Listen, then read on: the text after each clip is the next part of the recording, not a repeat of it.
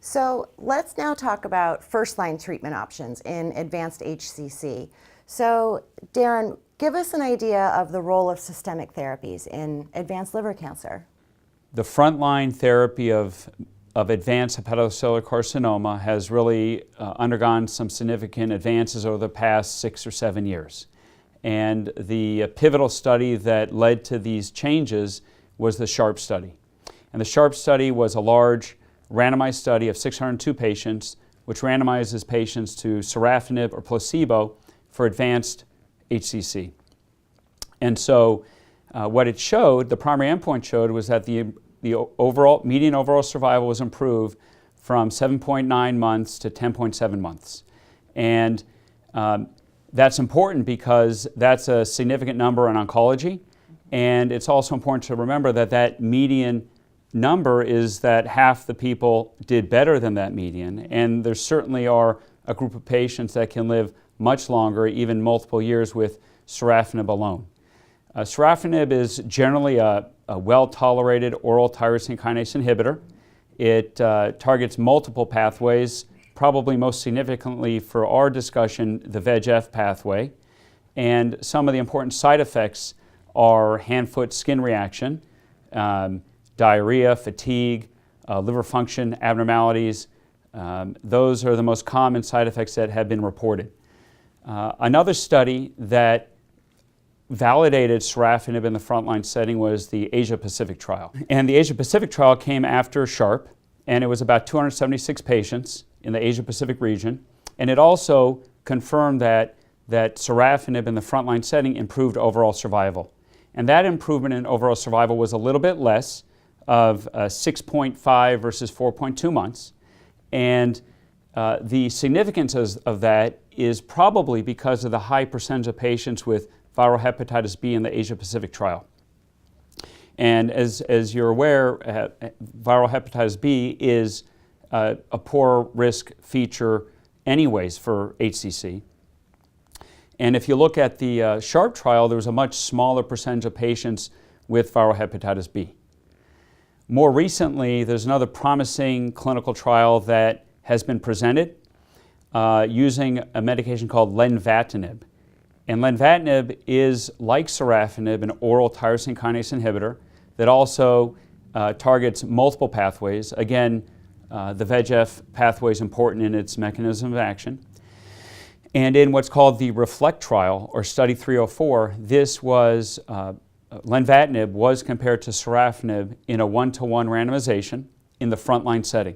And this was a very large study of 954 patients. And what it showed was that there was a numerical improvement in overall survival, although not statistically significant. There was also a higher response rate of about 24% versus 9%. Now that 9% response rate for sorafenib was higher than reported in the SHARP study, which was only a few percent. But the other point of interest is that that response rate, I think, is clinically important, because often when patients come to me, they may be having pain, pressure feelings, and one of the goals of therapy is not just improvement in overall survival, which is always the primary goal of therapy, but it's also producing a response. And that response can also have palliative benefits.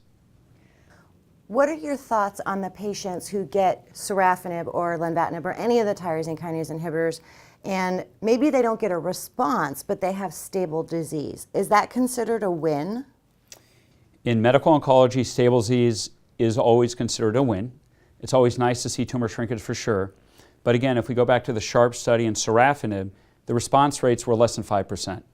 And so what that shows is that the improvement in overall survival was not because of tumor shrinkage, it was because of stable disease.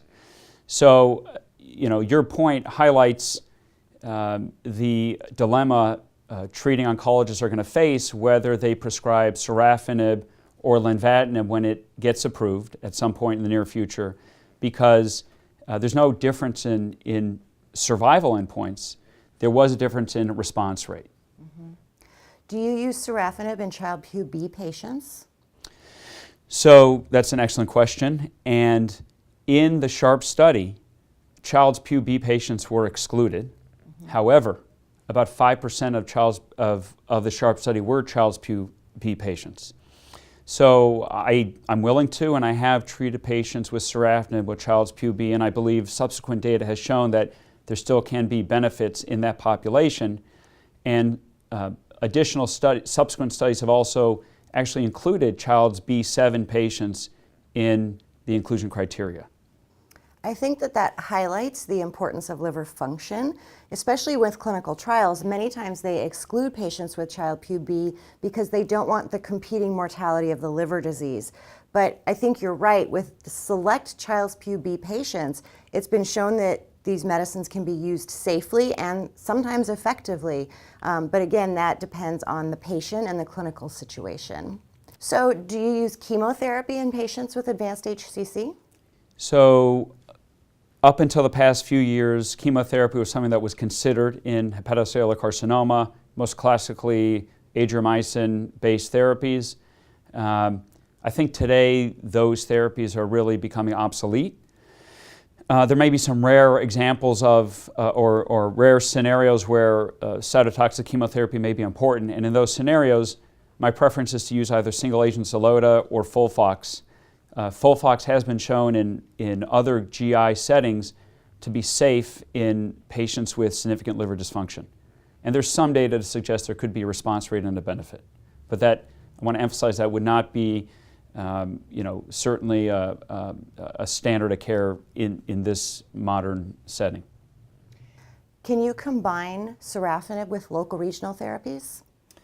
So there's been several studies looking at that. I believe at least 3 different studies have looked at that. The largest and probably the most well-known is called the SPACE trial.